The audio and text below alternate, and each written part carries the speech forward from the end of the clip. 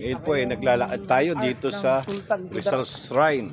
Kasama natin ang mga loopers from Quezon City. Kuya Nick and Kevin.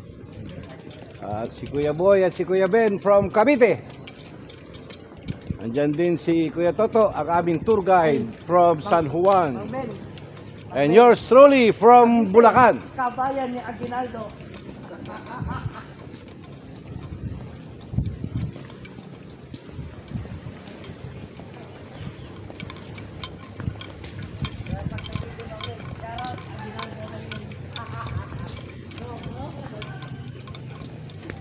Kala ko pupunta tayo sa ospital. Pupunta muna ako sa ospital. Ayan o. Hindi, hindi yung ospital eh.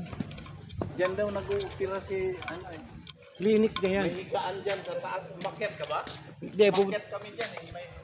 Hindi, doon pupunta ako sa ospital.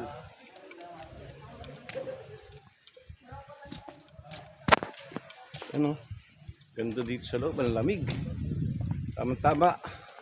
After a long ride dito kami nagpapalamig before sumakay sa Roro papuntang Dumaguete. Ang schedule namin 2 o'clock. Sakay kami ng Roro to Dumaguete. Then mag-ride from Dumaguete until the port going to Negros.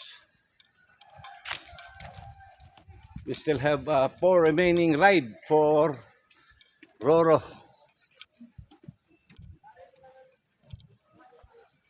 Update namin kayo mamaya once we boarded at ferry point of Kapitan.